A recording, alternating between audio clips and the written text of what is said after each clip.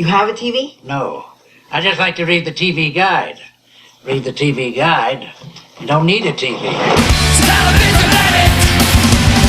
Television addict! Television addict! Hey everybody, welcome. It's time for a brand new edition of TV Guidance Counselor.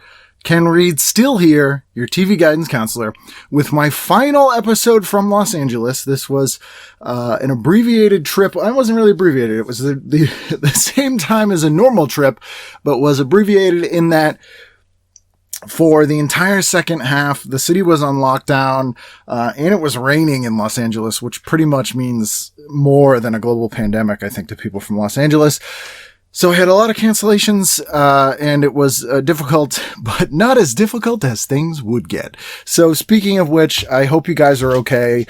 I appreciate everyone who's reached out and talked to me and let me know how they're doing.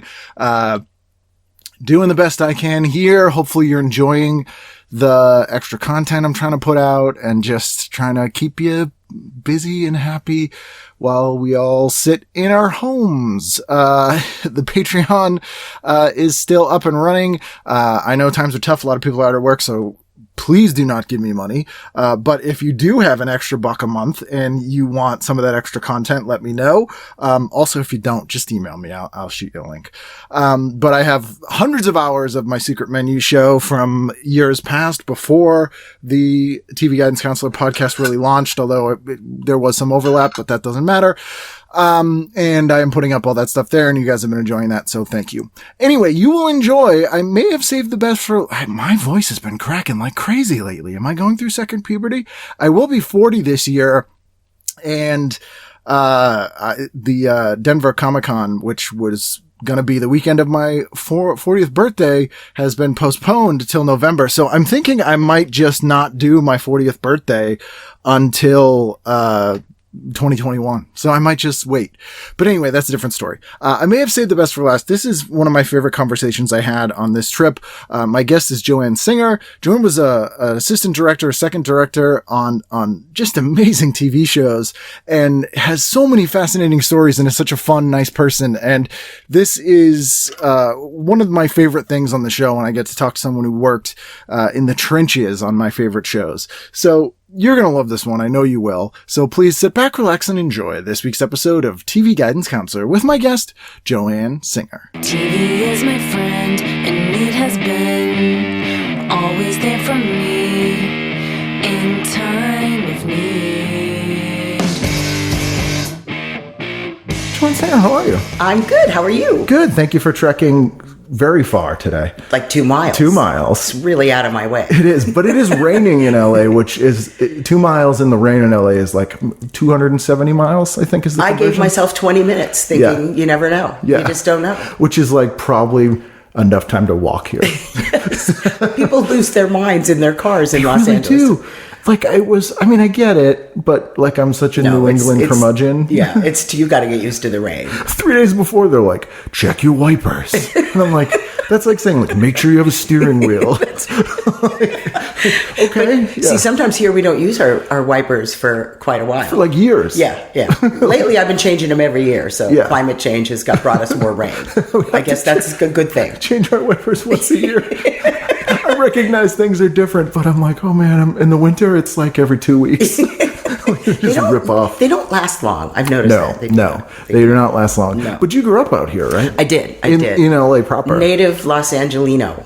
Born and raised. There's not a ton of you. No, there aren't. But you run into, some of my friends grew up here. I have a couple of friends who grew up here, but most people are transplants. Yeah, absolutely. Yeah. Which makes sense because it only rains once a year. That's right. Which is one thing that always hits me when I'm just like out and about is everybody's really beautiful, like men and women, no matter, like the gas station attendant or your waitress. And it's because like their parents were the best looking people in whatever Midwestern city they were from. They moved out here to seek and beg. It didn't happen, but now like their kid who's beautiful stunning. Children. And maybe one of their children will become a big star. Or not, otherwise they might just work at Target. Yeah, just be good looking people that work at Target. It's like, this is the best looking Target I've ever seen. Like, it's very weird. That's true. But everybody's an actor. Your dad was in the industry as well, right? Yes, yeah. Did he come from somewhere else? He came from New York. Okay. And he wanted to work in the film industry. And ironically, his brother at the time had a PR job. Okay. Out here? Yes, okay. in Los Angeles. And my dad moved out here, and I think his mother moved out here as well. And he got a job in the mailroom at Columbia. And that was his start. And then he ended up, he had great secretarial skills.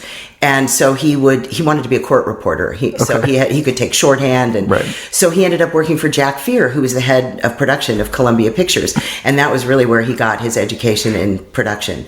But he was a really strong leader and not a nice man. Right. But I mean, for production, he was perfect. Yeah, he was perfect. I mean, he was harsh, but, and he was funny too. But that's where, and my dad used to say that when he was reaming somebody out for doing something wrong or not getting the shot on time or whatever it was, my dad would have to stay on the line and listen to him yell at this person. That was part of his job. Yeah. And then also he told me that Jack told him, if you do well a little while, we'll get you a raise. We'll move you up, get you a raise. So I guess after he'd been working for him for like a year, he went in and said, you said that if I worked here for a while and worked out, I could get a raise. And what do you think? And he said, you bum. Yeah. What the hell are you talking? You haven't worked here nearly long enough to get a raise. How dare you? And then like 2 weeks later, he gave him a raise. Yeah. And apparently they would have knockdown, drag out fights, and Dad would quit and go home. And at like 9 o'clock at night, he would call and tell my grandmother, tell him to show up tomorrow at 9. Like, this would happen like every 2 weeks. It reminds me, do you ever watch the famous Teddy Z? Yes. It's sort of like that, where like John Crye's living with his mom and he worked in the mailroom and then he becomes, it's an agent, but it's the same kind of thing where like the head of production, you're like a general. Yeah, it's insane.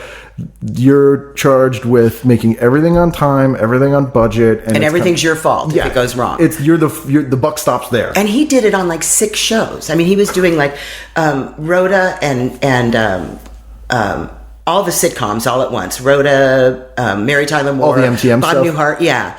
And he really loved it. He loved it. Finally, when he was like, I think he was 65, he had a quadruple bypass, and his doctor said no more running 6 shows. Yeah. So at that point, he became a producer on St. Elsewhere, which was, I think, his favorite job in life. I can imagine, and that's very different. Series. Like, I mean, those MTM shows were technically shot on film, I think, but they were multicam shows. Yes, yeah. Like that's a weekly production. Yes, like, a lot of work, but you're still completely different from single camera. Right, Having done both, I understand. I love the sitcom format. Is that more work, the sitcom format? Do you think? It isn't. It isn't. It isn't in the sense that you rehearse for a couple of days, which is very casual, and you don't have a lot of the actors in. So assistant directors always end up playing the parts of other actors, right? With big, sometimes huge guest stars. I'd have to act with. Just to read the lines. Yeah, to read the lines. And so you try to give him something. I wasn't an actor, but I try to give him something. Right. And Bob Newhart would always make fun of me when I had to act with him, or at the last minute they give me a funny hat to wear for the run through, just right. Just so I get an extra. I mean, it was a lot of fun though. Because do any come to mind that really you couldn't believe that you're like reading lines across from, that you're like, whoa?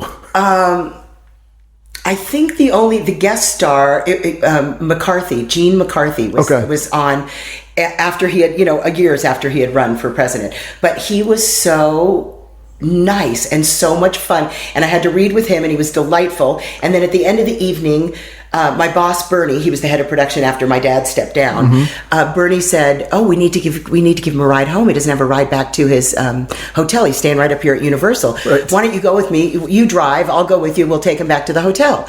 So we got to the hotel, and he said, "Listen, I have an early flight in the morning, but I'd love to have a nightcap. Why don't you join me?" So we went in. We sat at the bar. We talked about the campaign and how he knew Candace Bergen and Warren Beatty, and it was just fun. It was really fun. And to this day, in fact, I just had lunch with Bernie not too long ago. He's still alive, knock wood. And we were reminiscing about that night. It was really fun. But also Don Rickles was a guest. That week was really a lot of fun. Because he's a very nice guy. Sweet. I mean, he insults you, but then you get to know him, and he's like the most delightful man. He made some comment about, "Oh, I know who you are. I know who you are. You're Abby's kid. Yeah. I've heard all about you from Bob." Yeah. But he was funny too, because back in those days, we didn't have a dedicated PA to answer the phone. Okay. That was the assistant director or the stage manager's job, whichever you were. You did everything. I mean, you answered the phone, you got the actors, you did the schedule, you did the call sheets, you reported to the head of production, you know, what was going on. So everything fell in your lap. It was just crazy. And so I remember at one point there was a phone ringing during rehearsal, and I had a cue coming up, so I couldn't run over to answer it. And phones ringing were just part of the deal. Yeah. But he would just yell out things like, "God damn it, can somebody get that?" Oh yeah, like classic Don Rickles. Yeah, just so much fun. I laughed so hard. I had a stomachache all week that week. I literally, and because Bob and him together were great. Oh too. yeah, and they were friends their whole entire life. Yes, pretty much. yes. In Riggles, people forget, like he did a lot of like serious acting. He did a lot of serious. He was an actor before he did stand-up. He truly was an actor. People don't realize that. Yeah, he's a really talented man. He's in some of the Beach Party movies, but which are not what I consider serious acting. But but he has a part in the movie X, The Man with X-Ray Eyes, the Ray Milland movie, Roger Corman movie, and he's so good in that. He's, he really when you see him do serious drama, it just kind of blows your mind. Absolutely. But people can be more than one thing. Yeah. That's what it, but he was just delightful, and he had so much fun with Bob. And, every morning Bob would be there early, and he'd come to the table. We had two long, 8-foot tables. For the reads. Yes, and we'd always read the script, see what the changes were, and he always wanted to see what the changes were. And sometimes he'd ask me to call the executive producers over, and that meant he wanted to talk about whatever the changes were. Right. But he always he had the LA Times every morning, and he would riff on news stories, and I never wanted to miss. If I had something to do during that time, I would be bummed because I never wanted to miss all of his jokes in the morning. Yeah. And week after week on that show, I never got tired of watching him warm up the audience. And this was Newhart, Vermont Newhart. The Vermont Newhart. Which, an interesting, what I loved when I listened to your podcast with Tim O'Donnell. Oh, yeah. I love that you were talking about videotape versus film and how that all evolved with sitcoms, because one of the things that happened with me when I got into the industry, I was lucky because I had a father who was in the industry, which and nepotism, that was how I got my start. However, once you got in, you had to work harder than anybody else to be accepted and to not be thought of as somebody's bratty little kid. So it was challenging. I mean, at the beginning, it was very challenging, but I knew what I was getting into, and I guess I was adequately prepared for it. Yeah. And, it was rough. It was definitely rough, but you can't complain. You've got this great job. Was it like hazing, where you thought that they were like, we're going to work you extra hard, or just the expectations? It wasn't so much hazing. I think it's expectations, but also it was things like people would come up to me after a hiatus week and say, I didn't get my hiatus check. And I said, you know what? That's not my area. Call the production office. I'm sure somebody will handle that for you. And the other thing that happened was people would cozy up to you, and sometimes you weren't sure if they wanted something genuinely. I never had trouble making friends. I'm an amicable person, so when somebody would approach me, you imagine that they have good intentions. Not always, but I got really good at being a good judge of character. Your BS very detector early got on, very accurate. Just knowing what people were wanted from me. Right. Because we'll get back to that in a second. Let's back up for 1 second and sort of just detail for people what an assistant director in a sitcom does, because it's different from film. It's definitely very different. And we've talked about on the show a little bit before just how like a multicam sitcom works, and it's, if a movie is a director's format, or director's sort of what's the word I'm looking for? I guess a director's medium, platform. Or medium is a good word. Multicam's more of like the writer sort of in charge, and the director's more just like pointing the camera in the right spot. Like it's that kind is of absolutely right. Real time kind of reacting. Exactly. And then also if you have a big star like Bob Newhart, a lot of it is him as well. Right. So we had wonderful directors who understood exactly what their role was.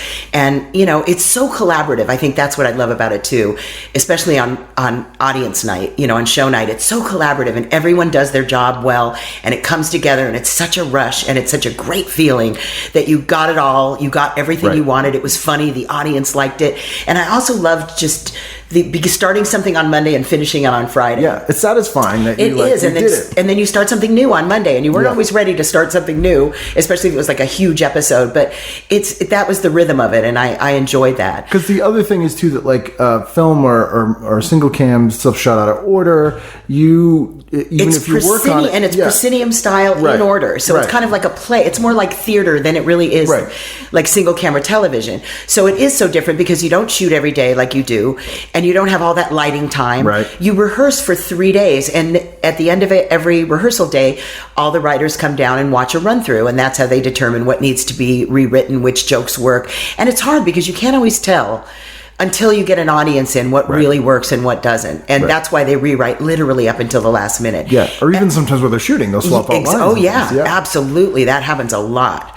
Little conferences around Video Village, and suddenly they change. And sometimes it's so great. You're like, oh my God. It's better. That worked out. Yeah, you just realize that's perfect. And you get to see the product as you go. Like a lot of times if you are working on a movie, you're not going to see what it ends up like till you go see it in the theater with everybody else. Exactly. You never get a sense of that. And so sitcom, it's really satisfying in that sense. And it is different because those 3 rehearsal days really solidify the script. That's what those 3 days are all about. And, there's not a lot of, on those days, there isn't that much work for the assistant director. You're planning for whatever else comes up. Now, this was, of course, when sitcoms were all in studio. Then we got to the point where everybody wanted to go and do single camera and locations, and then it got really nuts because sitcoms really weren't designed to do that. Right. So it's a lot more work, and multi-camera crews, when you take them outside, aren't... They don't have that skill set built. No, they don't. Yeah, they don't. I mean, they do the best they can. Yeah. It's specialization, though. It's This is allergies, by the way. Oh, no problem. I don't think that you're this weather, this rainy weather. It's bad. It's the worst. If I have to clear my throat, I apologize. Yeah, and let me know if you need a drink or anything. Yeah, I got water. I'll just keep sipping. That's fine. Yeah. But to your point, you and I may be wrong, my sense of it is like, in addition to sort of you're the catch-all for everything that everyone else doesn't want to deal with. Exactly. Sort of the one person that moves between all the departments. Exactly. You're kind of in charge of all the departments. So on when you start camera blocking on Thursday, that's the big technical day. And that's when all your camera operators, assistants, and there used to be 4 cameras, and there were 3 men on every camera, and then all the cable pullers. And, and then you had your Video Village set up, which I love television before Video Village. I just have to say, I mean, I understand why it's necessary and why it's a thing now, but boy, it was nice when, in the old days, you didn't have Video Village, you didn't have a quad split, and I would literally have to go to each camera operator and say, did you get everything? Right. And if they didn't get everything, they had to tell you because you had to do it over. Right. And you didn't want to be the guy that had to do things over, but that's the nature of television. Yeah. When you have 90 people working in one scene, not everybody gets everything right. Yeah. So it was, and really, it wasn't a problem.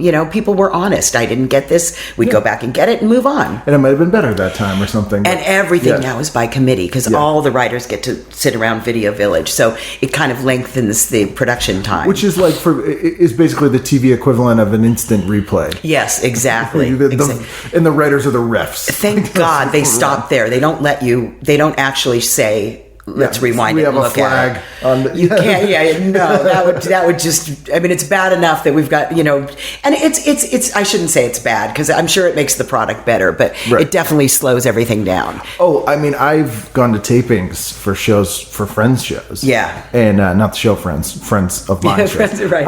And it's like, as an audience, it's brutal. It is, and see that Bob hated that. Bob did not want that. Never did we do that. And you're basically held hostage sort of as well. It's true. It's cruel to do that. Yeah. I don't believe in that. Yeah. And I think that's the other thing is Newhart it was interesting too because Newhart started on videotape. Mm-hmm. And I remember I did the first season. They asked me to do the first season and John Rich directed it.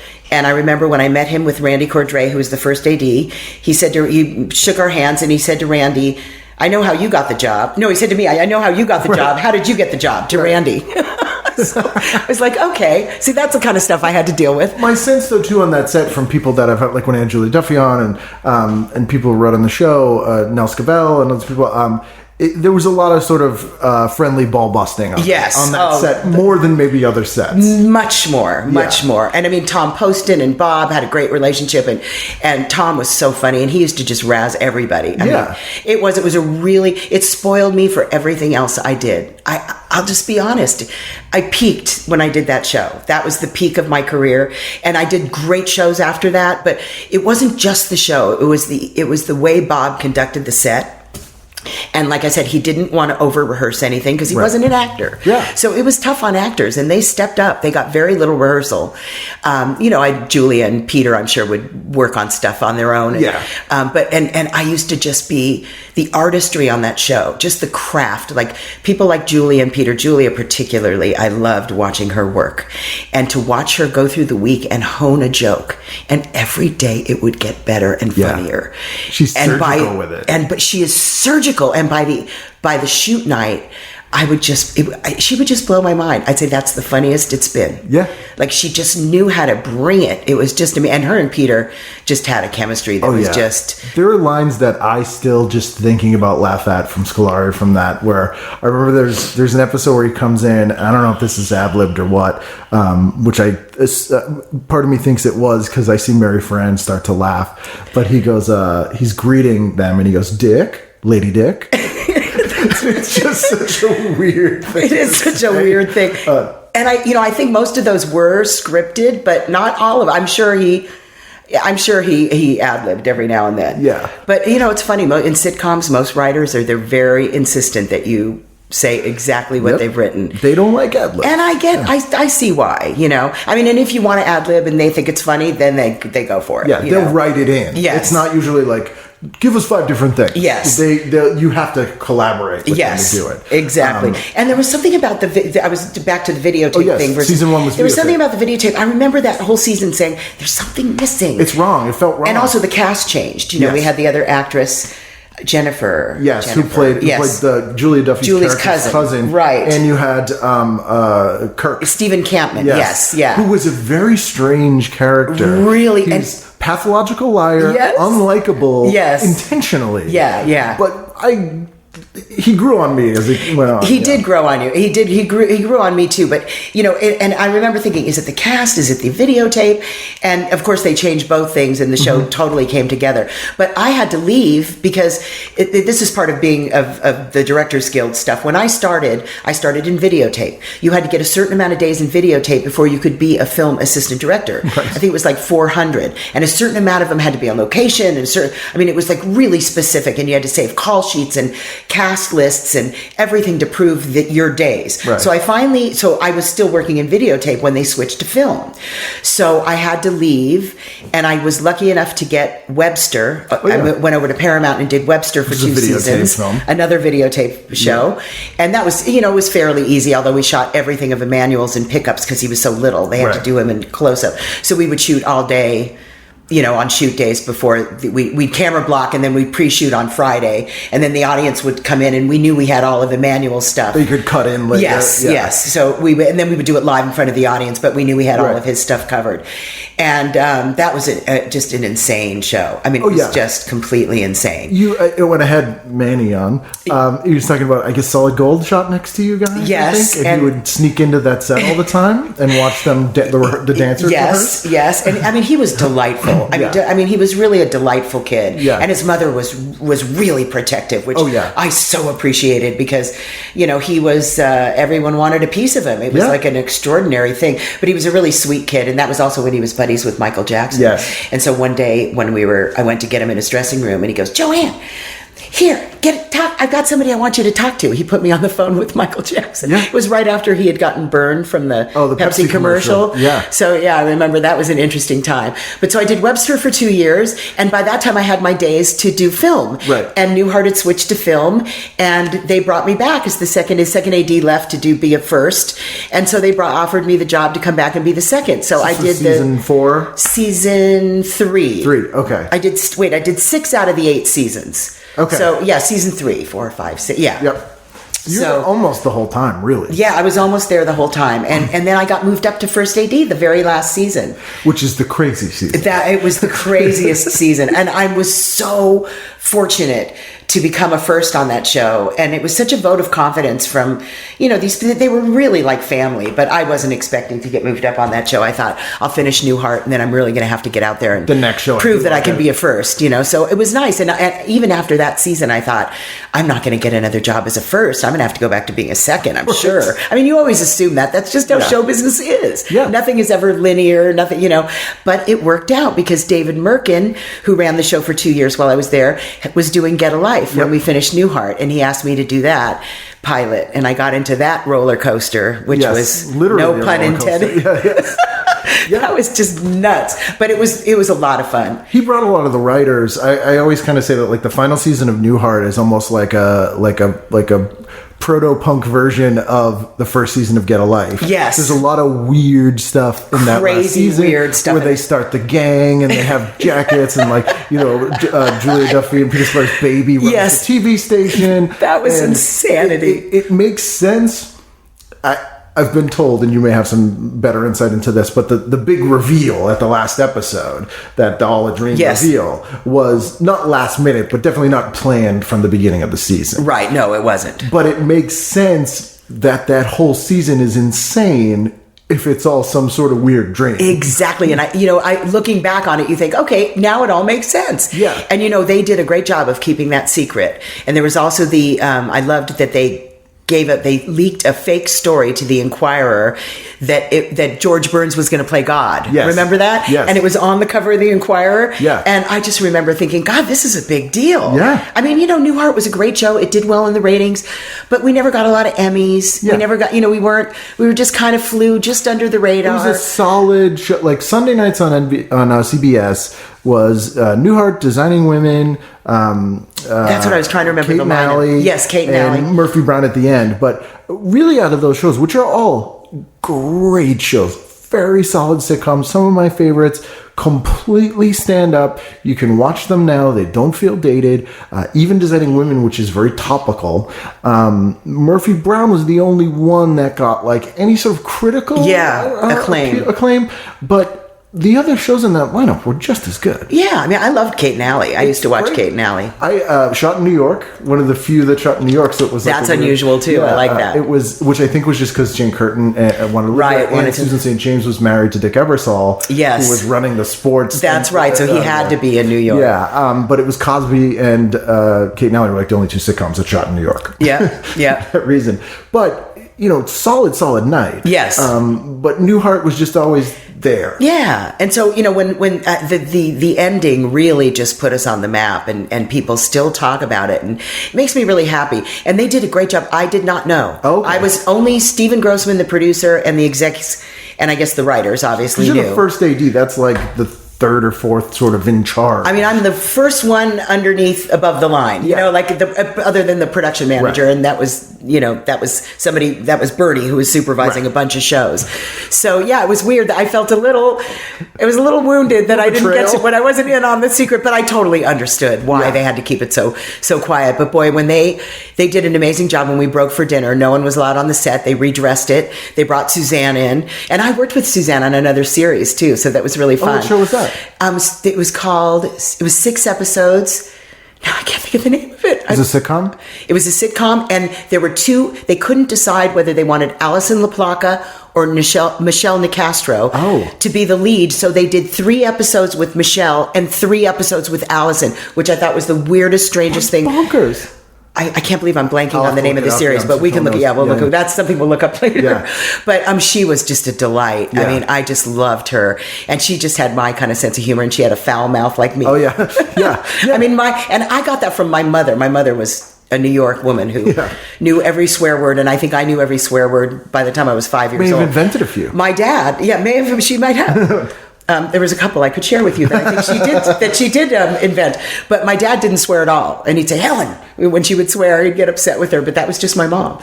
Yeah. So the swearing never bothered me, and also the other thing about, I think, being an assistant director, I was one of the few females. There weren't that many then, but I was kind of always one of the guys. Like, I always felt comfortable being around men and even men that were a lot older than me. I just felt comfortable. I don't know why. Like when you were a kid, you were hanging around with are you an only child? No, I have a sister. I have an older sister. Were you had to hang around with a lot of your dad's friends or like work buddies or socially? Not that much, really. Okay. It was funny. I mean, he was such a family guy. Like, one thing that people don't that's unusual about my dad was he never went on location when we were growing up. He could have gone and done films all over the world, but he wanted to be a dad. Yeah. That was his priority. So he was a great dad. And I lost my mom really young. I lost my mom at 15. Yeah. So, that was rough. And I'm glad I had a really solid dad. I mean, he could stay here, so he did. Yes. He could get work here. Yeah. That he was lucky that way. He was really lucky that way. And there were times, he had a great career that he loved, but he, there were times when he was unhappy. I remember when he was at Universal, he was really miserable. And I remember my mom saying, we'll sell the house. I don't care. You love your work.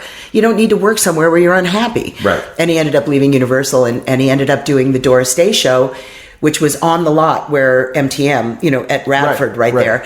And that's how he ended up doing Mary Tyler Moore. That was the 70s Doris Day show where she was like the widower and had the kids in the country. Yes, and Denver Pyle was wore the overalls. Yeah. That was crazy. And Doris Day was really difficult. I mean, it was. I have heard some tale. We used to have the phone ring at 5 a.m, and she would, somebody looked at her funny, and he'd have to replace a crew member. I mean, that's what when I had Curtis Armstrong on, he was telling me about moonlighting, and it's like that times a billion. It's so funny how you'd hear about story, and you wouldn't, as somebody, you talk to a friend, you wouldn't imagine that moonlighting was a show until you'd hear stories. And you'd be like, wow. Yeah. I was always surprised by like that they get anything good done is kind of amazing despite everything. And that's what was incredible about Newhart was he wanted to do the work, he wanted it to be great, he didn't want to kill people doing it. Yeah. And so rehearsals were not long. He never wanted to over rehearse, and he was, he'd do what he needed to do for camera blocking, but on show night he wanted it to go quickly. But he was still there. He still came and did it. Absolutely. He didn't necessarily have to be there for the whole thing, which a lot of those people aren't. That's true. Yeah. That's true. No, he was there for all of it, and it was so funny because once we'd let the audience go, we'd have a meeting we knew we had to really do only pickups that we really needed, because Bob would say, why do we have to do that? Right. So he would come in after the audience would leave with his scotch, and he'd put it on Ellen, the script supervisor's podium. Right. And she would like drool and pretend like she was going to drink it. And that was waiting for him. His drink was waiting for him. Right. So we would get those pickups done quickly. And we would also shoot a lot of stuff that we could in the afternoon. Right. If we had to really shoot, like if we had one of those town hall scenes with all the Chester and everybody, we'd get all the singles of them in the afternoon. So it was, we had to be really organized, and we had to be really on top of it, because Bob wanted it that way. Right. But it made the show so pleasant. Mm-hmm. I mean, really, so many sitcoms could learn such a lesson from the way we did that show. And really no other sitcom I worked on did it that way. Seinfeld was, although the one episode I did an episode of Seinfeld, mm-hmm. It was a 1 hour season premiere. It was The Trip, part 1 and 2. Which was really a lot of, it was really fun. That was a fun episode. And I did that. I had done, I love Newhart because I could, you had 3 months off in the summer. Yeah. So I could take a job or not take a job. And that particular summer, my second and I were both schooled in videotape, and we knew how to budget and break down single camera from Get a Life. Which is probably incredibly unusual at that time to have both of those.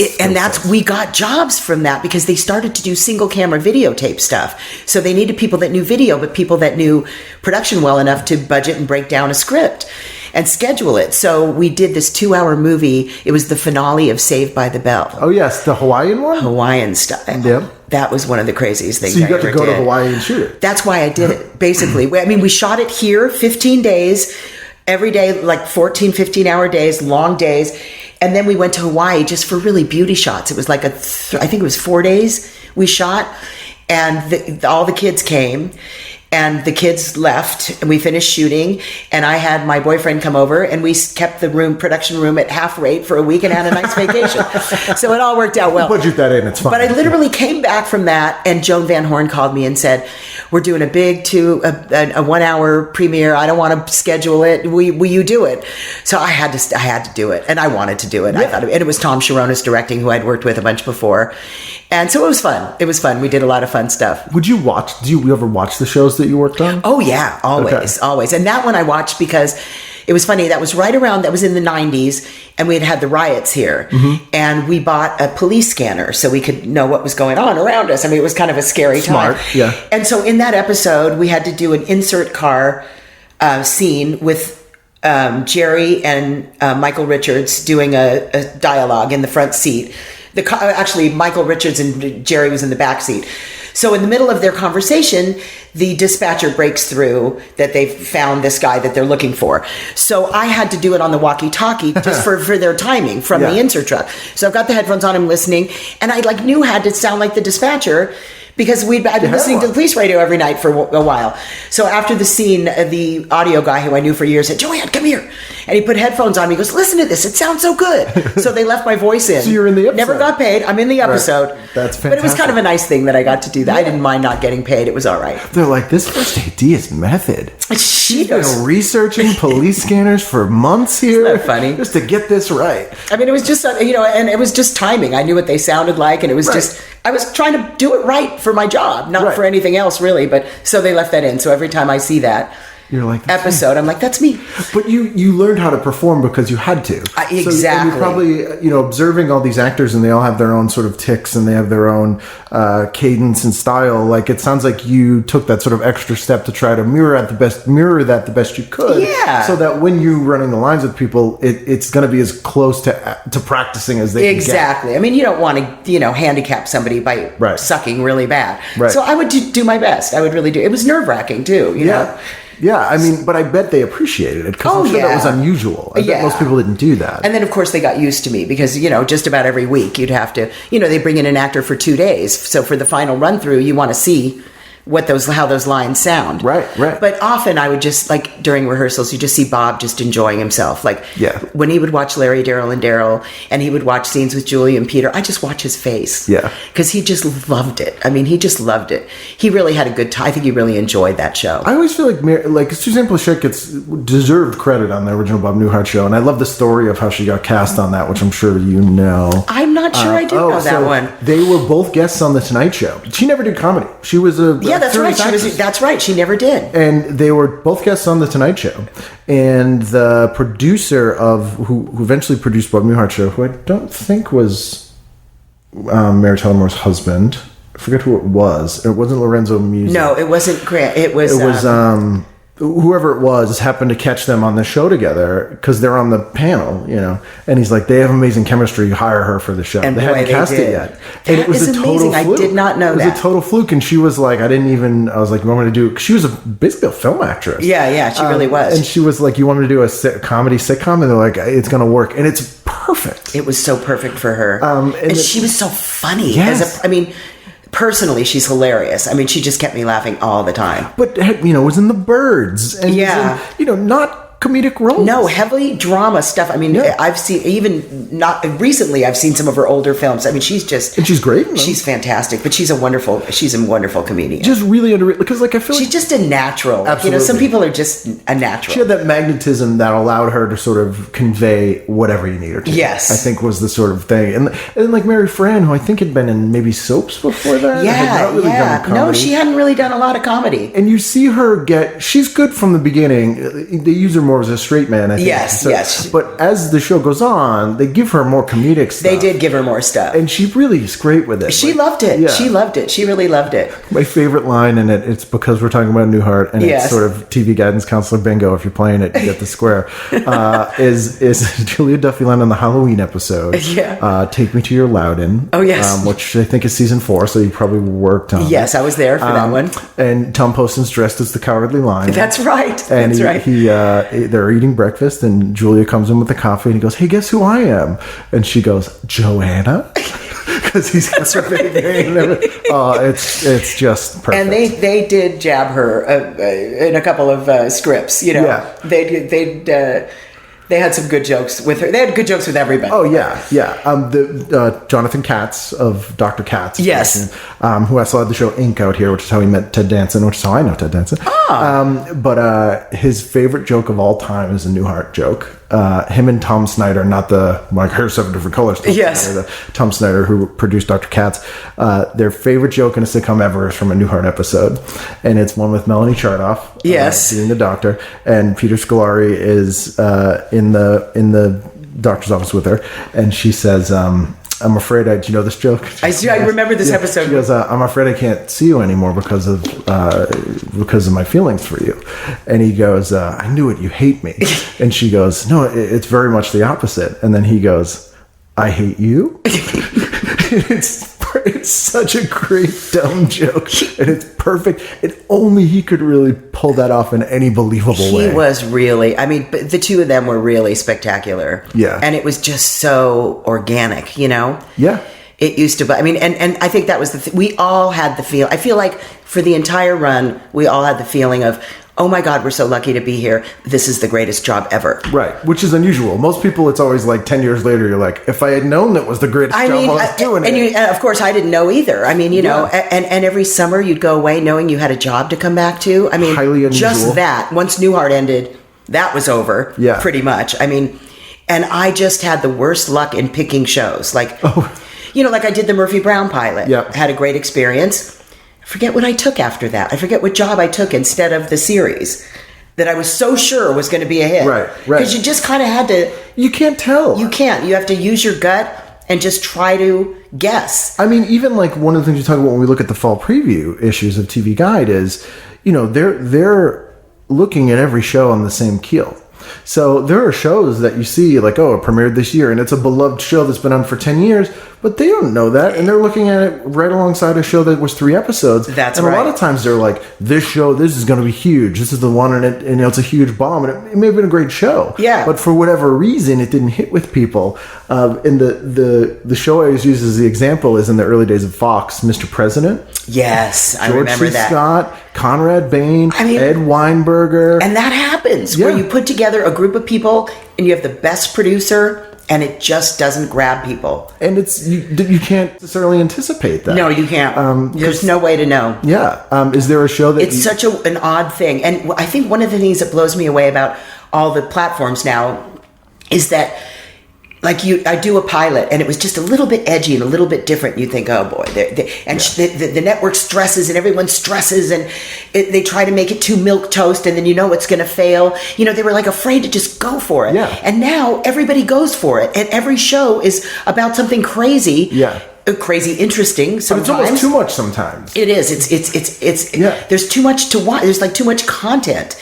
And I think I do miss a little bit of that where we all used to watch the same thing, you know, and you literally, because now you talk to people like, oh, do you watch that? No, I don't watch that. I never heard of that. So that conversation is over, you know, it's like, you have to find some show that both people watch on Netflix or Apple or, Absolutely. you know. Or you have to plan it. Exactly. How about we both watch this show these days? Exactly. Because like even, you know, I imagine if you were, you know, if you ran into civilians or you were out traveling. Yes. You know, if there were people who didn't even watch Newhart, if you're like, oh, I work on Newhart, they'd be like, wow, I know that show. Yeah, you know, I know that. I watch that show. Yeah, I know what night it's on, even if I don't even watch it. Exactly. Because there are shows that have been on for like 12 years, and people will name it. I'm like, I've never heard of that show. I've never heard that. It's crazy. It's insane. And I know people find time to watch all these shows. I mean, I only have so many hours, and I'm retired for God's sake. Right. But I mean, I think people really watch a lot of content. Yeah. It's amazing. Yeah. And then they find time for YouTube too. Like I know it's crazy.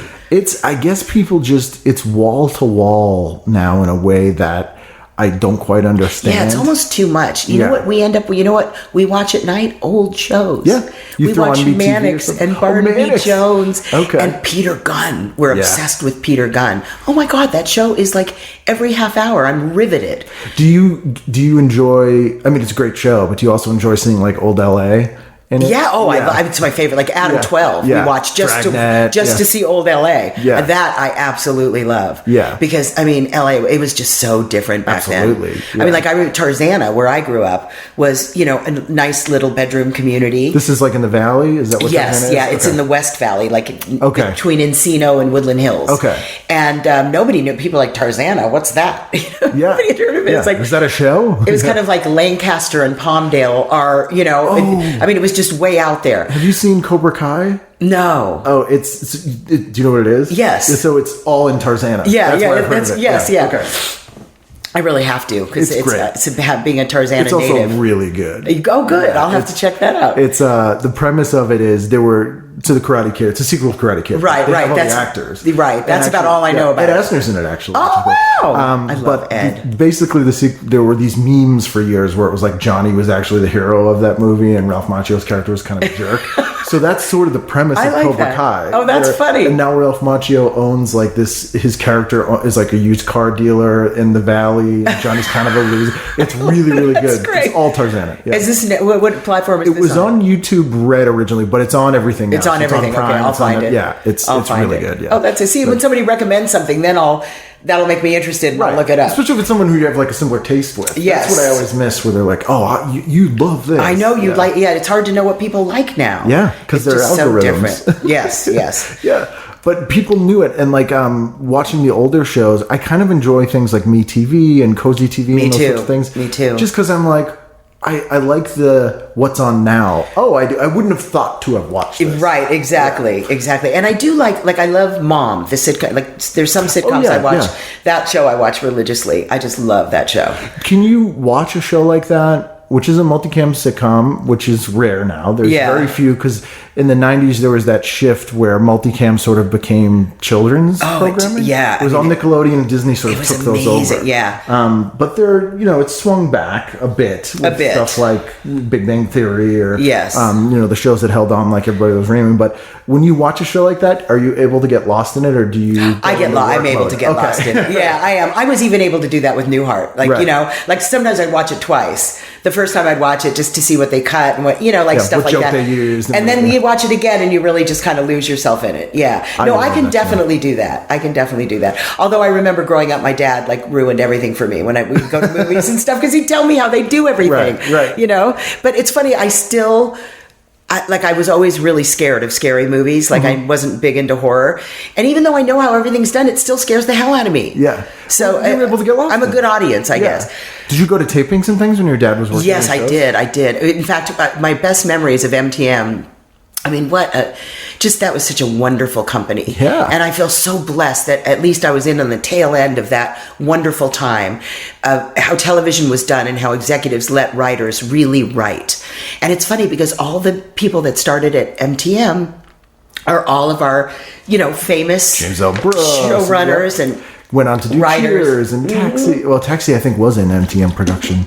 Was it? No, Taxi wasn't MTM. But a lot of MTM alum. Paramount, yes, a lot of, because I was at Paramount when they were doing Taxi too. Really? Did you ever see like Kaufman or anyone kind of? I did. I mean, I'd see them. I didn't see them a lot, but you'd see them in the commissary or wherever. Which is so weird. It was, to me at least. That may be normal to you. Well, yeah, I got used to it, I guess, because that's what I was going to say. Was when I was. So my mom died when I was 15. When I was 16, I was a senior, and I was already driving because I had to drive myself to school. Right. My dad was working. And he would go, he would be there Tuesday night and Friday night for the live audience shows, but he really wanted to make sure he supervised me. So I would have to come to the studio and meet him for dinner. I'd eat the meal, the crew meal, and then we'd go around to all the run-throughs. So we'd go watch a scene of the Rhoda run through, then we watch a scene of the Mary. I mean, it was fantastic. That's like those are my best dream. Like on a Friday night, you're basically watching the Friday night lineup live. Yeah, and I thought it was completely normal. Yeah. When did it hit you that was sort of like not everyone's experience? I think once I started working. Right. Once I started working in the industry, I saw it really differently, you know? And also, I think a lot of people are blown away by how much more work it is than it appears. Yeah, because especially a sitcom. If you do it right, it looks like everyone's just having fun, and it's just it looks like it's easy. Yeah, absolutely. And it's, I mean, there's a certain ease to comedy, but it's not, the whole production thing is not easy. Right. Yeah. Oh yeah. You have to create the environment all set up and correct so that stuff can be easy. So there's no barriers for making that easy. And that's a big part of the job too. Yeah, absolutely. Getting the audience in smoothly, getting the show started on time, getting a rhythm going so that the actors feel comfortable.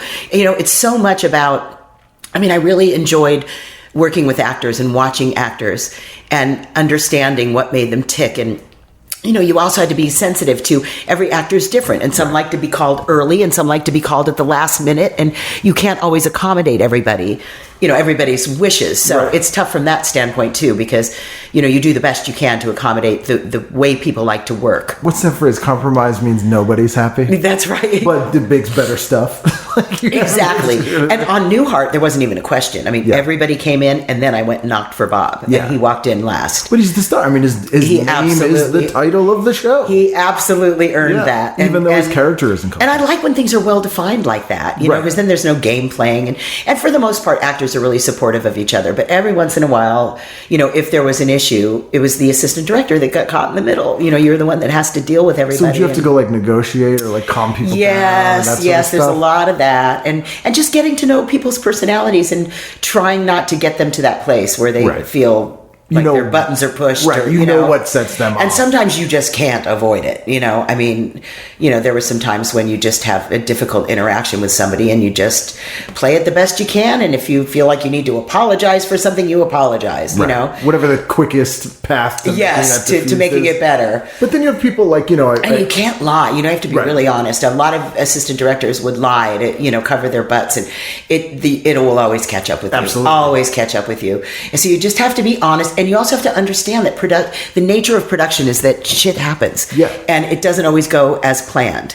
And somebody gets screwed. Somebody has to stay later, or, you know, and you just have to kind of accept that. And some actors are better at accepting that than others. So you just try to smooth it over as best you can. We got to get it done. Exactly. At the end of the day, they say, we have to get it done by this time. Yes. And so many people are relying on that to get done. Yeah. Like that's one of the things that I always hear from actors if they did a bad sitcom or a show where they're like, I can't believe they're on that show or whatever. And they're like, oh, they must need the money or the show got bad. And I'm like, if you don't understand, like their name is responsible for 200 people's jobs. Yes. It's a lot of responsibility. Yeah, and you're not going to just be like, it's kind of garbage, forget it. Yeah, you know? exactly. No, Bob definitely I felt like Bob felt that. Yeah. That responsibility. It's going to be a lot of pressure. It is. It's a lot of pressure. And even on like a show like Get a Life, I felt like Chris Elliott felt that pressure. Yeah. And that was a show where, you know, David Merkin's goal was to push the network as far as he possibly could. Right. So it made it, you know, that was really tough. I learned a lot about negotiating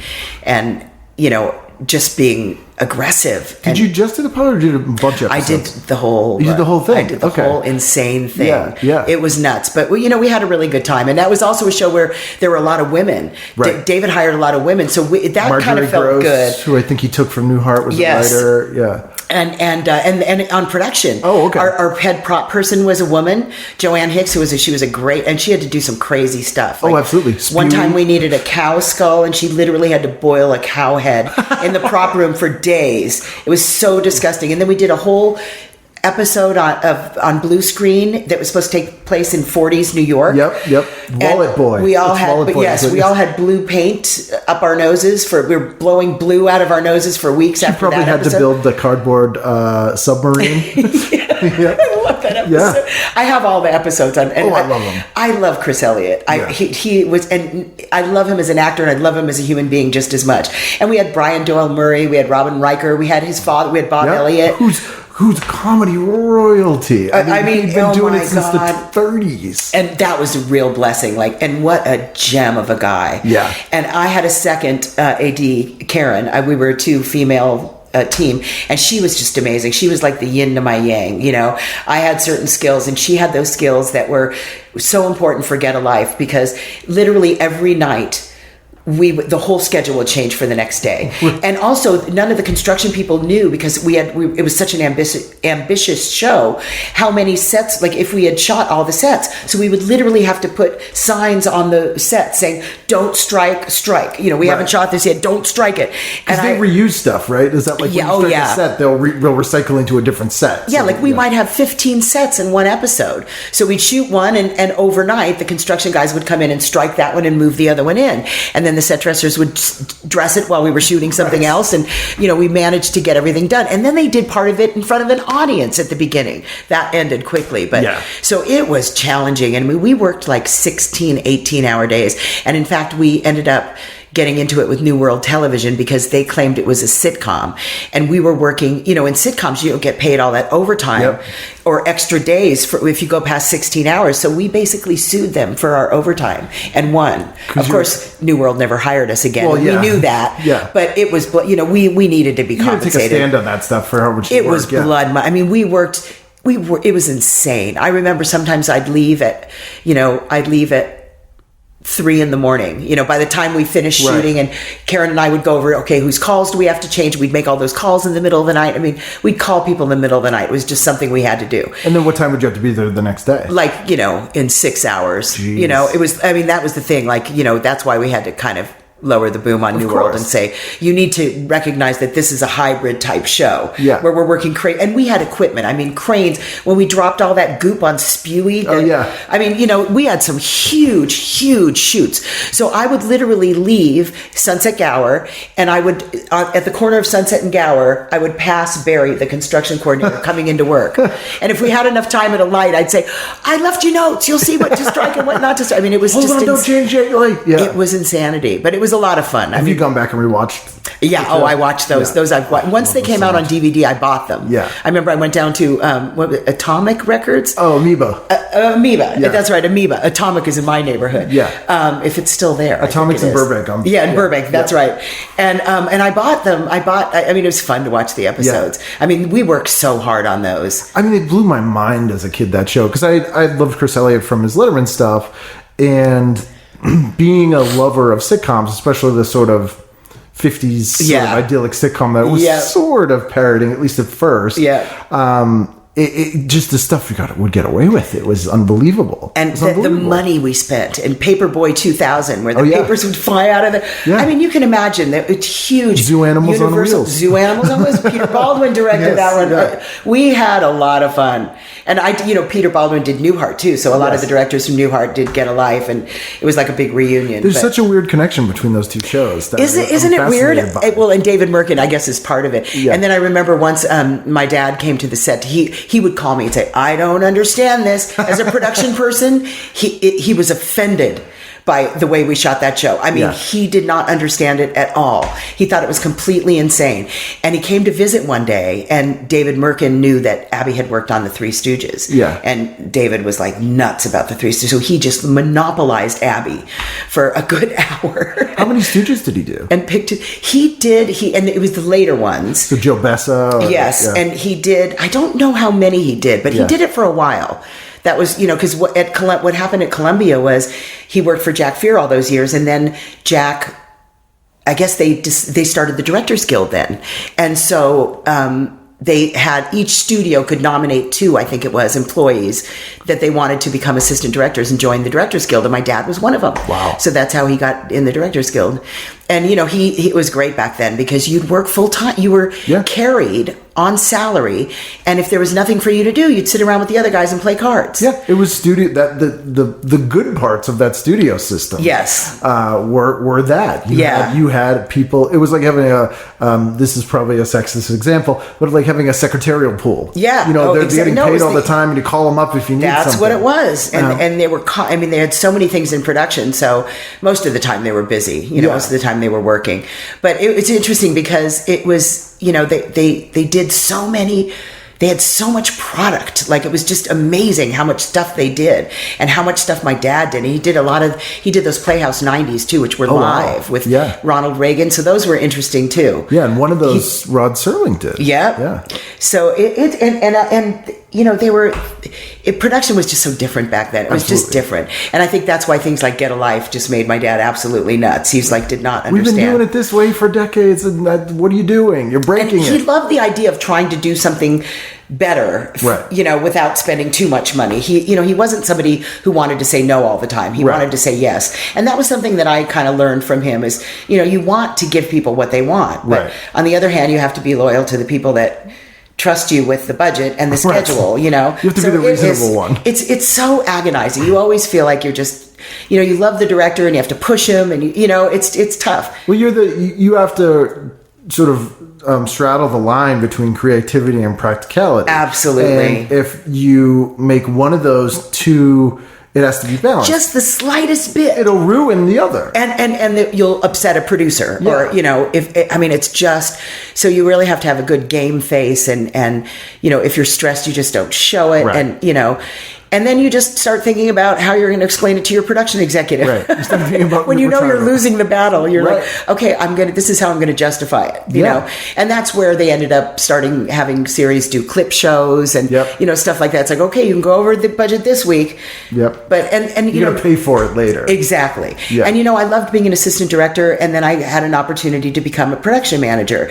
And my dad was a production manager and a really good one. So if I was going to be a production manager, which I didn't have the burning desire, I'd much rather be on the set being an AD, but it was the next step and I wanted to embrace it. And I did kind of enjoy it. I enjoyed understanding budgets and how you can move things around so that you can pay for the things that you want to pay for. And you're mostly in an office sort of you're not spreadsheets. It's weird. Yeah, it's very weird. And you're talking to estimators and talking about money all the time instead of anything creative. Right. But the creativity comes in when they want to do something expensive and you try to figure out a way to do it. Right. But it isn't the same kind of creativity as being on the set. It's interesting that that's the next step because it's so different from being an AD. It's almost like a punishment. It is. It's like you're being seriously suspended. Yeah. And then what happened was, but I became a production manager and I was at Paramount at that time and I was working for Tom LaFaro, who was a great boss.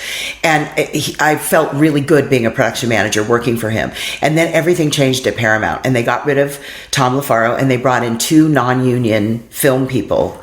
Oh, weird. To run Paramount production, which was all union TV and television and mostly sitcoms, which they didn't know either. So it made it so difficult. Had UPN come into? Yes, I think UPN was in existence then, yes. So that might have been some of the shakeup of the... Sure, that was part of it. Television was changing and things were getting way out of control cost-wise. So everyone was trying to save money, but everyone was doing it in different ways. And to put 2 people in charge that really didn't know the union world and had never even been on a set, spent a lot of time on a set, and you're trying to explain to these people why you need this money in the budget, in this category of the budget. So it became really unpleasant. And all of us that were production managers there were like maybe 5 of us that did most of the sitcoms, and there were people that did Cheers. There were a lot of big sitcoms there. They had a lot of good people. Oh yeah, they got rid of all of us. Not firing us, but just when your show was over, they didn't offer you something new. Because they wanted people that were going to play their way. Right. And that wasn't the way any of us were trained or knew. And I understood. They were my bosses when I did Jenny. I did that Jenny McCarthy. Oh yeah. Which was just... Was that the sitcom or the sketch show? The sitcom. Okay. And that was there was a bidding war to get her. Yeah. And I remember I was rolling my eyes back then. It was a huge bomb. It was a huge bomb. Yeah. And we spent so much money. And, some of the scripts were so awful. We literally would build these huge sets and then have to scrap them in the middle of the week. And just because the script doesn't work. Yeah. It was agony. It was, and right at the same time, next door, George and Leo was filming. Right. So Bob. And Tom, and that one week that they brought all the Newhart people back, I spent more time on that set. But it's cool that it was nice to see everybody. It's funny seeing the post Bob Newhart shows. So he did one called Bob, where he was a comic book artist. I did that one too. Oh, you worked on that as well. I did that one too, yeah. And then George and Leo, I think, was after that. Yeah, and the cartoon one didn't really It didn't hit. work. And someone once told me that their theory was he can't have children in a show. That's what ruins it. I think that is true. It's just not... It doesn't work. I don't know it doesn't. why. And it's so funny because he loves kids. Yeah. He loves kids. I mean, he loves his own kids. I mean, they're just a wonderful family. They're a great family. It just doesn't work for him. I don't know why. That relationship doesn't work. And I don't know. There just wasn't... he didn't have great chemistry, I don't think, with John Seigan. No. Who's a great actor. Nice guy. Really good guy. All the cast. Yeah. Cynthia... I love her. Daughter. Yeah, she was wonderful. Very funny comedic actress. I can't think of her last name, but she was wonderful. But it just didn't. And then they brought in Betty White and season 2. Jerry Burns to try and pump up the second season, and we waited for a pickup, which didn't come. Jerry Burns from Cambridge, Mass. Yes, that's right. He's an East Coast guy. Yes, he is. He's a New England guy. Went to the guy. same high school as Jim and a really Carrey. nice guy too. And having Betty there was just a ball. I can imagine. That was just so much fun. But you had met her before from some of the I felt like I knew all those actors just because I grew up, watching MTM that wonderful time. And I remember one time. God, I'm so all over the place. This is so not chronological. No, that's fine. That's how my brain That's where works. your editing comes in. Yes. But I remember one time, was it Penny? No, it was Cloris Leachman. I was in the commissary with Dad having dinner. We were probably sitting with some production people, and Cloris Leachman throws the door open. Her hair's full of rollers, and she was just singing at the top of her lungs. And that was just like normal stuff that went on in the commissary there. And it was just that was a wonderful time when all those shows were going. Did your dad work in the Mary Tyler Moore Hour? No, that was weird show. That was weird. Ken Levine, I think. Didn't Ken Levine Ken do Levine that? worked there. Yes, he did. Yes. Yeah, I think he did the 1 hour one. What a weird show. Yeah, that was really weird. I've talked about it on the show before, but it was. And I've read Ken's blogs about that whole experience, which are really interesting too. It was almost like Larry Sanders in that the first half hour was a sitcom about them putting together a variety show, and then the second half hour was the show. Yes, I loved Larry Sanders. It works for Larry Sanders, but it didn't work for It's the same premise. That format really only worked for Larry Sanders. Yeah, really. That's true. It was just such a unique thing. That's true. They qualify. That counts. Yeah, too. it counts. It does, definitely. But Michael Keaton was on that show early. What was the show? It was Michael Keaton and Jim Belushi, Working Stiffs. Yes, Working Stiffs. Right. That was not great. It just didn't. There were some people who, one of the things I always talk about on the show is the people who, you were a TV actor or movie actor, and there were some people that you would see in a TV show and you're like, no. They're a movie that's actor. just not going to work. It's not going to work. And Keaton was one of them. Yes. He was in a ton of sitcoms, and you're just like, no, something's wrong. Yes, it's just not working. And I also remember Michael Richards. Yes. I remember when I was at Paramount doing Webster, he was popular from that Friday show. Yep. That Fridays with Melanie sketch show. Charnoff. Yeah. Yep. And they tried to get I did so many screen tests with him. I bet. Because when I was doing Webster, I was really mistreated on that show by the first. He didn't want anything to do with me because I was Abby's kid, I guess. Right. I don't know. But maybe because you're a woman as well. And Bruce Fowler hired me his superior, so he didn't have any say, which I understand. But and Henry Lang was the producer, who I still have lunch with every year on my birthday. I love him so much. And he helped me survive that show because the first AD, I won't even mention names, wanted me to be in the office most of the time. Right. He didn't want me to be on set. He didn't want me to be wrangling it. Yeah, he didn't want me to be doing anything, basically. So whenever there was anything extra to do, like a screen test or something that I could be at the helm of, because I was ready to be a first at that time, I just had to wait my turn. So he would always keep me, Joanne, stay afterwards. I got some screen tests I want you to run. Right. So I think he was the reason that I was able to get through those 2 seasons. Right. I mean, it was, there was nothing easy about that show, but it just made it harder when you had somebody that just... is making life hard for no reason. It was just sour all the time, you know? Yeah. And you probably didn't even get to hang out with Ben Vereen. I did, actually. Oh, did you really? Yeah. I love Ben Vereen. What a wonderful guy. Weirdest thing where you played Ben Vereen on the show. I know. But also played a character on the show. It was very strange. That was the strangest show. Really weird. And Alex Karras and his wife. Oh, yeah. Who is his actual wife? Yes, Susan Clark. Yes. I realized working with them what football does to a person's body. Oh, yeah. I mean, he was not an old man. Yeah. He was maybe in his 40s, early 40s then. If that. Yeah. He looked older than he was, I think, just because he had been, and he would come in some days and just watching him walk in, it was painful. His knees were totally gone. His knees, he showed me his knees. They did not look anything like knees. Yeah. I mean, it was just unbelievable, the pain that man was in every day. It was a weird trend of putting former football players in sitcoms. Yes, and then I also lived through the era of every stand-up comic gets a sitcom. God, yeah. Remember that? Oh, yes. I did so. I mean, and it was funny because you'd be booked for one, and then it would not happen. Yep. There was one female comic who, I can't think of her name right now, but I swear to God, they tried so many times. I'm wondering who it was. To turn her into a sitcom. It could have been. And it was a common name. It wasn't an unusual name. I think that's why I'm not remembering it. There in the 90s. But there were so many of those. It was just amazing. Oh, yeah. There was a fluke that any of them worked, really. Yeah, and I think it's like, people like Michael Richards, they're perfect. He was perfect as the character he was in Seinfeld. Yeah. As a supporting crazy character who gets to do his crazy stuff. Mm-hmm. I think that to try and have him carry a series... The Michael Richards show was terrible. It wasn't a great idea, yeah. It was, I think the thing that ended up working for all the ones that were successfully built around a stand-up was they paired them with a showrunner generally who brought stuff in from their own life that managed to pad it out in a way that got the flavor of what their stand-up was, but made it not accessible or digestible. It made it something a little bit more. Yeah. And so that's why you get Everybody Loves Raymond, like Phil Rosenthal. And like that worked so beautifully. Perfect. Or Roseanne. And so, some comedians were perfect for television. Yeah. I mean, Bob, it was one, Absolutely. But it's just funny, not always. And also, it was also the era of, there was a little bit of desperation. So when a big hit show would end, it was like, you get a deal, and you get a series deal, and you get a series deal. And everybody would get a deal. But they're character actors or supporting actors. Exactly. They're part of an ensemble. And the ensemble was the strength. Yes. And that's why the George Wendt show wasn't great. Right. And, why all these Cheers alum didn't really have a great show. That's right. And it's an interesting thing because that's kind of the way just show business is. It's like, and you don't have that much control over your career.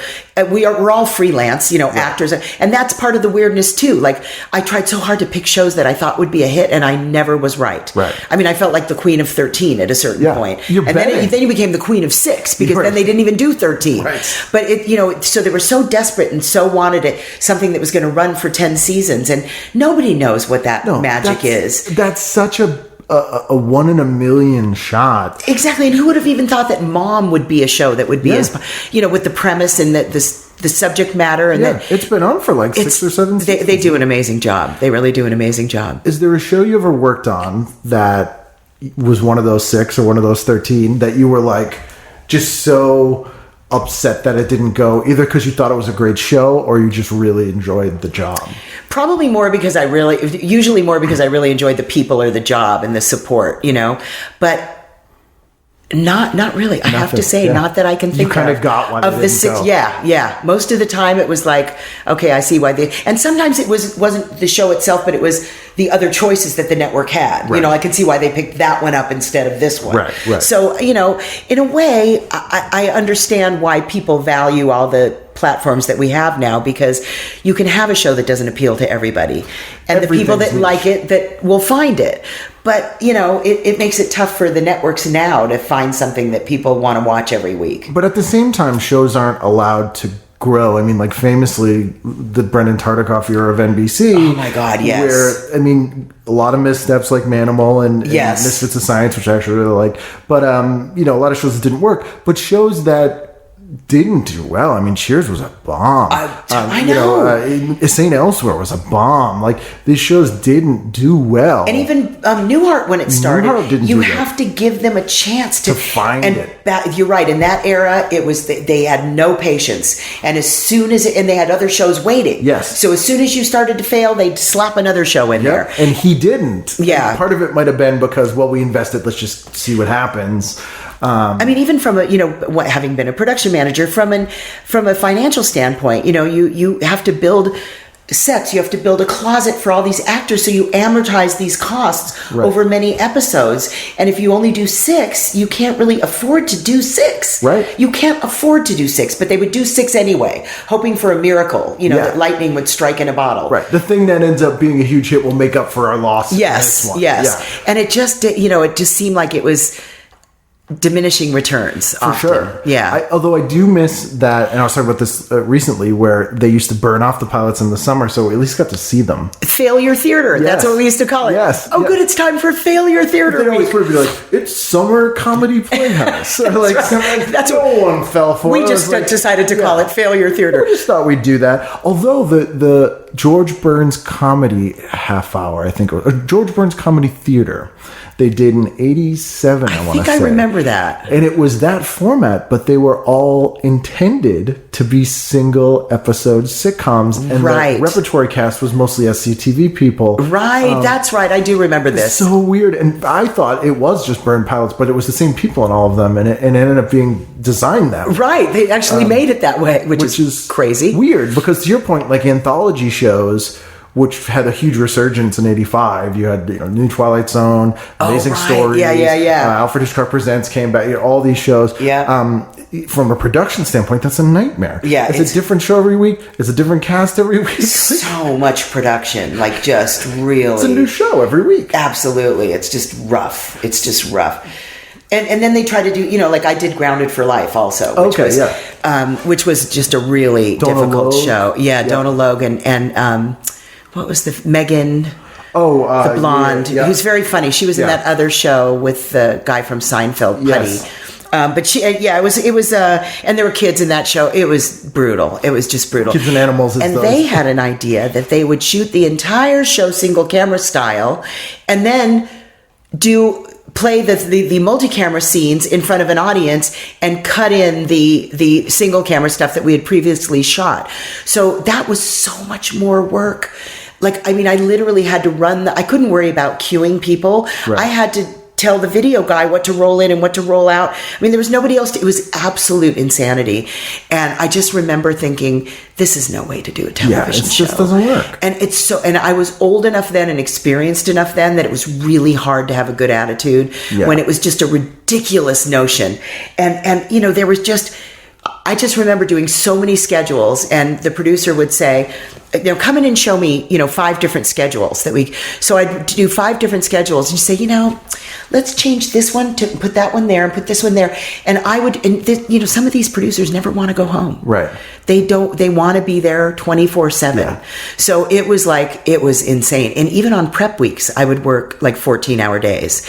And then they'd come to me, and then you'd finally set a schedule, and they'd say, Donald's doing the Tonight Show on Thursday. Scrap everything. So we have to, and I'd be like, that's insane. There is no way. We have kids in school. I cannot, we have to find something to shoot during the time that he's gone. I said, this is it. This is what we can shoot. Do a different show then. Give me something for next week. Yeah. I mean, I don't know what to tell you. This is all we can shoot.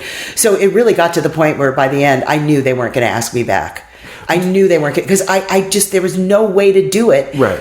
And make it make sense. Do you think that was just that show, or do you think there's been a shift in the way that shows are run generally? I think it was. I think it was just. I mean, I think there was a trend at that time where they really tried to mix in the single camera, and so on that show they set up a part of the back lot behind the stage as their street. And so, that made it easy, because when we went outside, we just had to go outside on the street. But still, you have to move all the equipment, the cables. By the time you get everything up and running, from an audience perspective, it's jarring. It is jarring, and it didn't make the show any better. I didn't think that was just my opinion. A friend of mine was writing for that show, The Great Indoors, that Stephen Fry. Oh yes, I remember that. And it just didn't. And I loved, my friend's very funny. I knew a bunch of people were writing for it, and the cast was really good. But the tapings that I went to, which actually was in the MTM studio, it was in the old MTM that studio. But then I think Roseanne shot later. Stage 2? Stage 2, Because it was the taping we went to was the day that Mary Tyler Moore died. Wow. We got so bored, and because we were like VIPs, we could just kind of walk around. And at one point we were just sitting, there was like a bar set, and we were just sitting in it for most of the taping, and we ended up sitting next to the network censor, who, although I don't think that's what they call it, was like standards and practices. Standards and practices. We called him the network censor. He was literally just some lawyer on his phone, and I was talking to him, I'm like, how do you know what's objectionable? He's like, no, you don't. You either let stuff go someone yells at you about later, and then you don't do it again, and you're just kind of like, yeah, whatever. But, I never really saw a network censor. I think once during Get a Life, we had to change something. Oh, I bet. I don't remember any other time where a network censor. I remember them sitting up in the audience and watching. Yeah. But I mean, come on, like they're going to. Yeah. I mean, that's Dana Gould's a friend of mine. He wrote for The Simpsons for years. Yes. And the notes that he kept all the notes they ever got from censors, and they're. I bet they're just hilarious. That's a great thing to do, to keep all the notes. You could turn those into a nice little book. Absolutely, like that I would read. I certainly. I would read it. My favorite one he showed me was they had gags at the beginning of The Simpsons, and there was one that was it was a store, and it was called like Huge Mart or something. Yeah. And then the tagline said a parody of Walmart. That's so funny. And the censor goes, you have to change that to read not a parody of Walmart. See, they don't understand. Like, and he's like, that just means it's Walmart.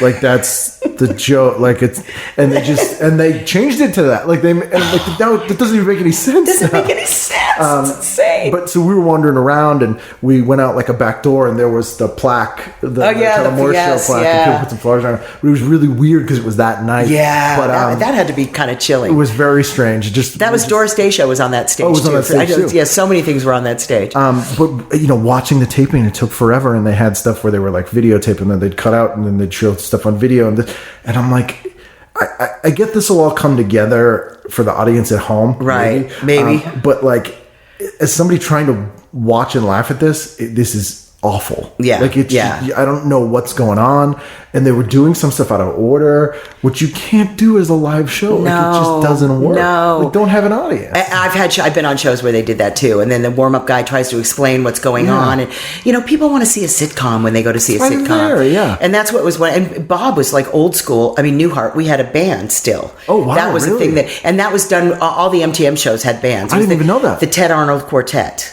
And he'd give me his invoice, and I'd turn that in with all my vouchers and stuff at the end of the evening.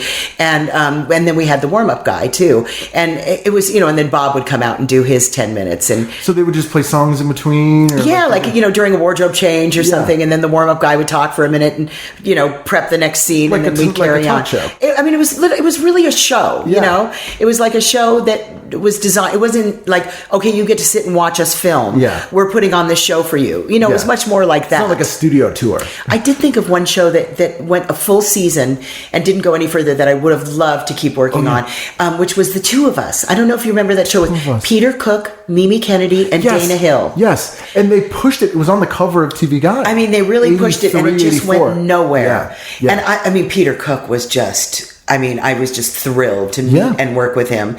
And he was a real character. He used to go out drinking, and one time he came in to work buck naked, just wrapped in the American flag. Mm-hmm. That was really nice. Actually, when I went, today's going to be an interesting day. Yeah, that's like Oliver Reed stories. yes, Oliver Reed. Oh my goodness.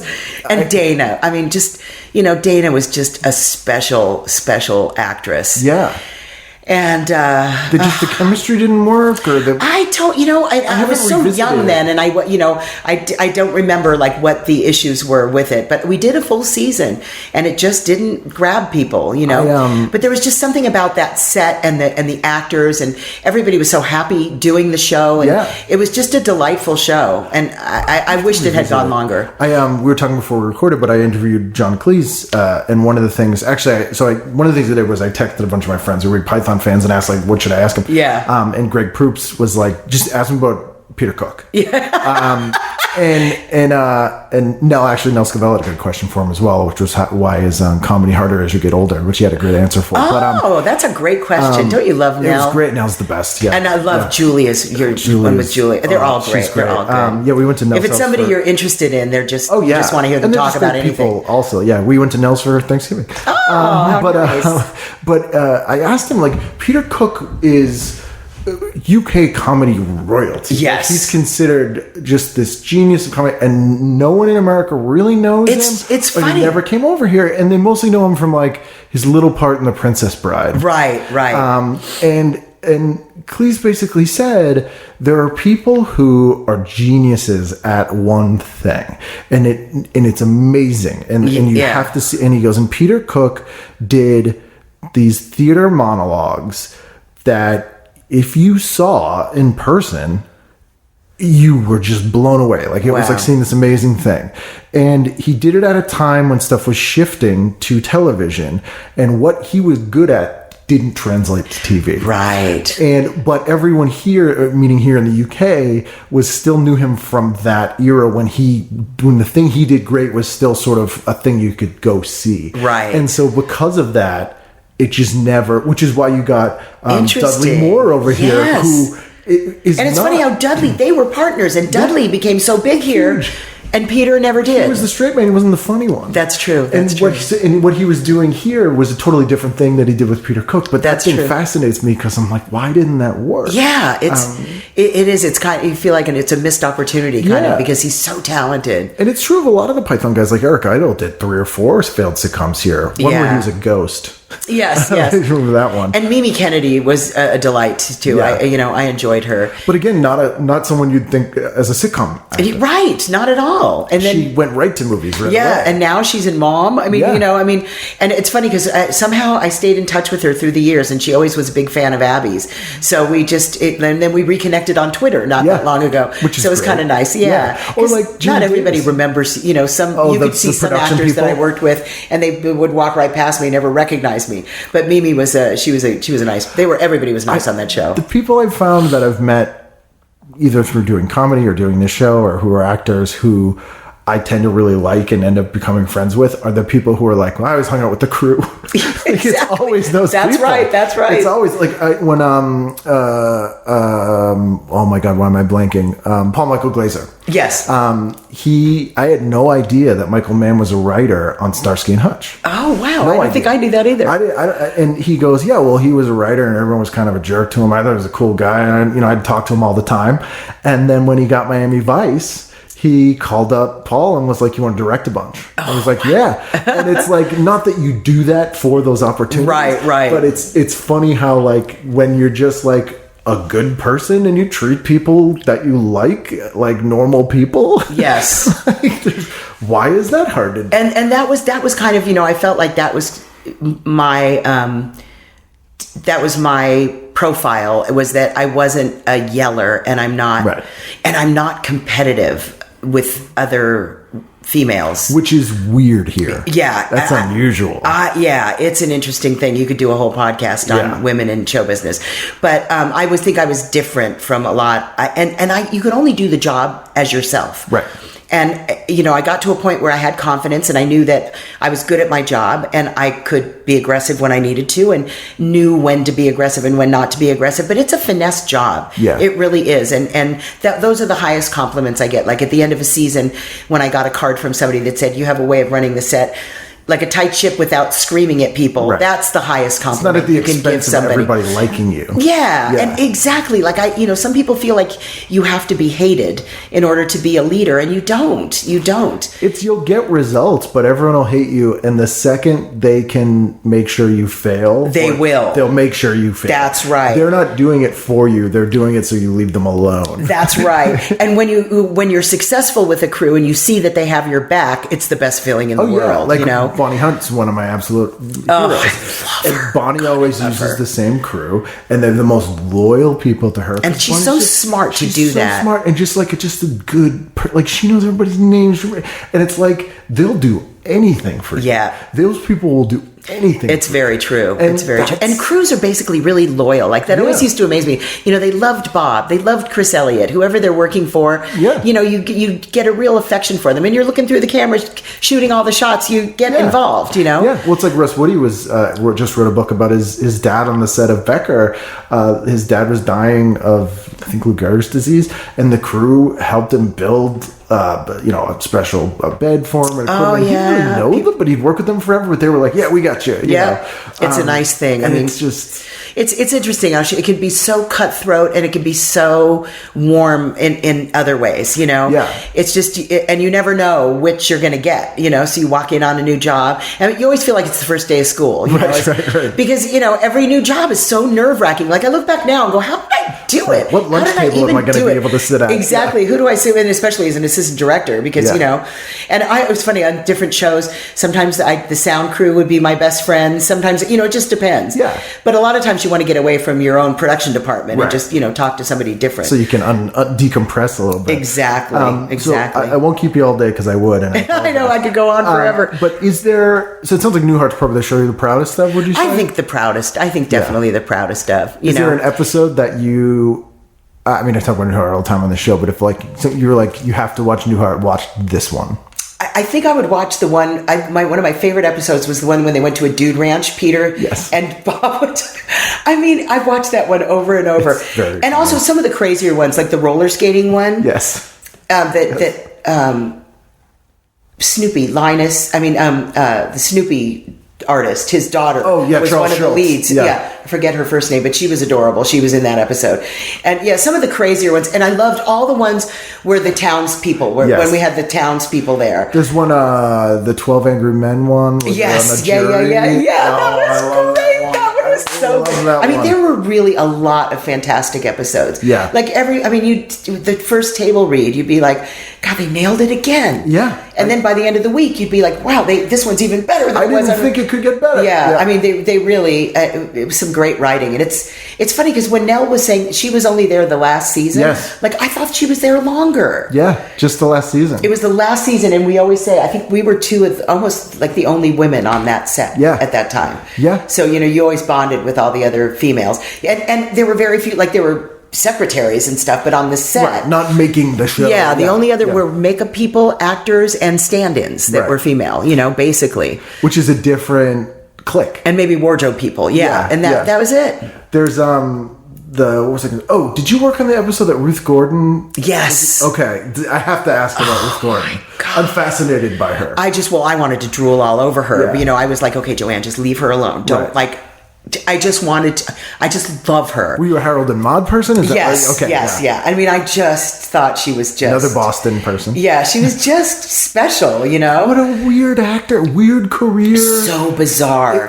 But she was magical. That's the way I saw her, as magical. So she could be as weird and out there as she wanted. Like, there were certain actors that were really strange. Yeah. But in a wonderful way. In kind of a way that you might expect them to be, I don't know if you've heard me tell this story before, but she grew up in Boston, and Harold and Maude became a huge midnight movie in the college circuit in the 80s. Oh yeah, everywhere. In Berkeley too. I was up north. And she moved back to Boston in the last decade or so of her life, and she would go. And she would come in after the movie started. And so it's a lot of college kids getting high and watching this movie. Yeah. And the lights would go up and she'd be sitting there and be like, how you doing? And they would freak out. They would freak out that she was there. And they don't know if she's alive still. Like, you're watching. And she loved doing that. Like, she just liked doing it. Do you know, you just reminded me of something. When I think I was 17 or 18, and my boyfriend and I remember I had to say, Dad, I'm going to be out all night because we're going to a movie marathon. They were having a movie marathon. It was Manchurian Candidate, Duck Soup. It was like 5 films maybe 4 in a row. Manchurian Candidate, Duck Soup. I can't remember what the other ones were now. But anyway, we're sitting in this row, and we, people brought pillows and blankets, and it was a fun event, kind of thing to do. And Duck Soup starts playing, and we see somebody walk in the theater, and we notice because the person stopped in the row right behind us. And my boyfriend Fred, Weiner at the time, and he turned around and said, it's Groucho Marx. Wow. And he slipped in, and there was an empty seat, and he sat in it, and he laughed at times when nobody else laughed. Right. When he was watching it. And I was just things. I could barely watch the film because I wanted to sit behind him and stare, or just turn around and watch him watch the film. But it kind of blew my mind. Like, oh my God, he showed up to watch the movie. And that's a thing, despite the story I just told about Ruth Gordon, that you only experience because you got to grow up here. That's true. That is true. Happen. That is true. And also, I've always said that you see more celebrities in the Valley than you do in Beverly Hills or the West Side. Mm-hmm.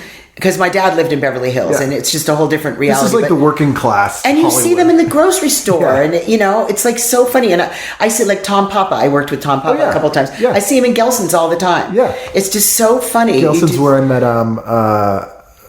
Donald Sutherland. Oh my goodness, that's a good one. He crushed my hand. He did. Well, I had manly handshake. Well, he's huge. Yeah, no, he is huge. It's always weird for an actor. Yeah, they're tiny people. Usually. Yes. And I burned my hand. I was making tea in a microwave, and so I had a show at the UCB theater in Franklin next to the Gelsons there. Yes. And I was getting like some kind of ointment just to get through the show. Yes. And he was in that aisle, and I never bother celebrities. No, me neither. I never say anything. Never, because it's horribly embarrassing. You just don't want to. I don't know what to say anyway. Exactly. I love you, and you just feel like an idiot. That makes me feel so good. Oh yeah, but I was taken aback because it's Donald Sutherland. He's got the voice and he's huge, and I was like, Donald Sutherland, and he went, oh, pleasure to meet you, and he grabbed my burn. I started tearing up because it hurt, but he probably like, this guy's so moved. This guy's really moved. Me. But yeah, so it happens sometimes. Thank you so much for doing this. It's been great talking to you. You're very welcome. It's been fun. It was really fun.